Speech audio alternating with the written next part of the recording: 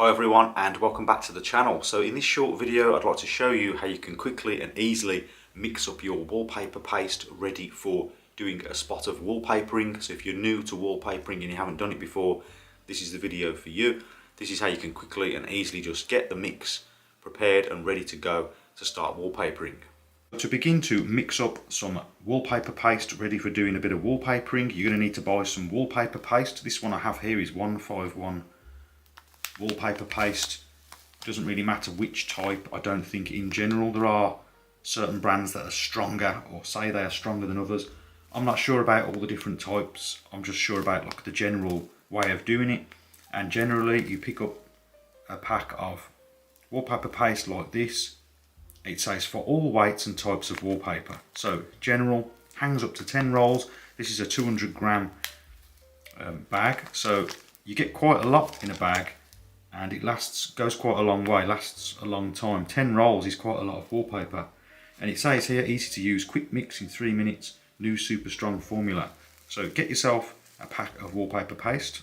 And if you're unsure about how much water to add, then there's usually instructions on the backs of the packs, and it kind of tells you you need to use cold water, don't use hot water, there's no need for that. It roughly tells you the water amount in pints and litres, and then how many rolls that will cover. So you can look on the back of the packet also for help. The next thing that you'll need is a bucket. It doesn't really matter what type of bucket, just as long as it's big enough to hold enough paste that you might need. And then you'll need something to stir it with. I've got this, a paint stirrer, but you could just use an old stick or an old spoon. It doesn't really matter. Bucket, make sure there's no holes in it.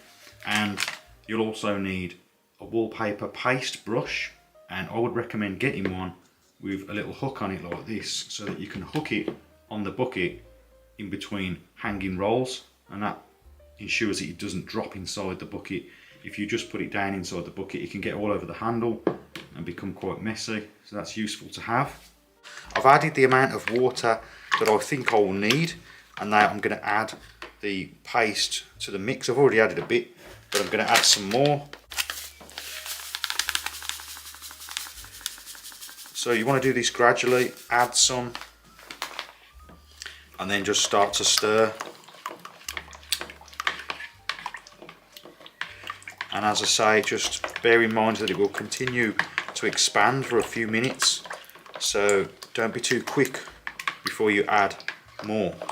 Just take your time and just keep stirring it till it thickens up. So I've been stirring for a while and it's not quite thick enough. I'm just going to add a little bit more.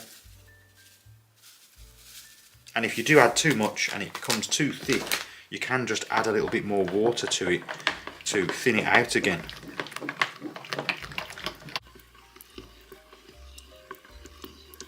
So now I'm happy with the mix. It's nice and gloopy, so when you pull it out, it should sort of hang on the stirrer, drip slowly, and look like gloop.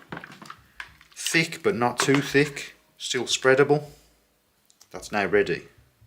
And another thing to consider when you're mixing the paste, you want it to be not so thick, because if it's too thick you get lumps of glue, clods of glue sticking under the paper, and especially if you've got nice smooth paper, you might get little lumps that you can't quite get out when you push on the paper with a brush. And you don't want it to be too wet, because if it's too wet you run the risk of saturating the paper with too much water, and when you go to put it on the wall it could tear. So you want to get it just roughly in the middle, smooth, thick, not lumpy and not runny. So you can see how it just hangs on the stirrer and eventually drips off.